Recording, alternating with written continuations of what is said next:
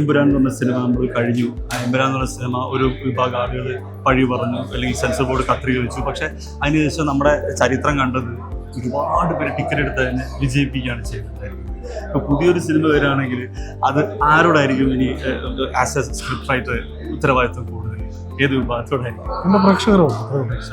പുതിയ ജനറേഷൻ, ജെൻസി എന്ന് വിശേഷിപ്പിക്കുന്നത് നമ്മുടെ പുതിയ ജനറേഷൻ നന്നായിട്ട് മുരളി ഗോപി എന്ന എഴുത്തുകാരൻ ശ്രദ്ധിക്കുന്നുണ്ടെന്നാണ് മനസ്സിലാക്കുന്നത്. അപ്പോൾ എമ്പുരാൻ വിജയിപ്പിച്ചാൽ അവർക്കും നല്ല പങ്കുണ്ട്. എമ്പുരാൻ കൈയടിച്ച് വിജയിപ്പിച്ച സിനിമയാണ്. അപ്പം ഇത്തരത്തിലുള്ള ഹെവി വെയിറ്റ് സിനിമകൾ അതിൽ കണ്ടന്റ് ആയിരിക്കോ അതോ അത്തരത്തിലുള്ള ഇപ്പോൾ കാഴ്ചകൾ, ആ സിനിമ കൊടുക്കുന്ന കാഴ്ചകളായിരിക്കും കൂടുതലും? അത്തരം ഈ പുതിയ ജനറേഷന് വേണ്ടിയിട്ട് ആദ്യം രസികനിൽ തുടങ്ങിയിട്ടുള്ള മുരളി ഗോപി എന്ന എഴുത്തുകാരന് കുറച്ചുകൂടി ലൈറ്റ് ആയിട്ടുള്ള, അല്ലെങ്കിൽ ആ ജനറേഷനെ കുറച്ചുകൂടി കണക്ട് ചെയ്യുന്ന സിമ്പിൾ സിനിമകളൊക്കെ ഇനി അവർക്ക് വേണ്ടിയിട്ട് എല്ലാ ജോണറിലുള്ള സിനിമകൾ ചെയ്യാനും സാധ്യത അവരെ ശ്രദ്ധിക്കുന്നുണ്ട്. പുതിയ ജനറേഷൻ ശ്രദ്ധിക്കുന്നുണ്ട്. അവർ ഇത്തരത്തിലുള്ള ഹെവി വെയിറ്റ് കണ്ടന്റുകളും ആക്സെപ്റ്റ് ചെയ്യുന്ന ജനറേഷൻ ആണെന്നാണോ മനസ്സിലാക്കുന്നത്? പിന്നെ എല്ലാ ജനറേഷനും അതിൻ്റെതായ കരുത്തുകളുണ്ട്.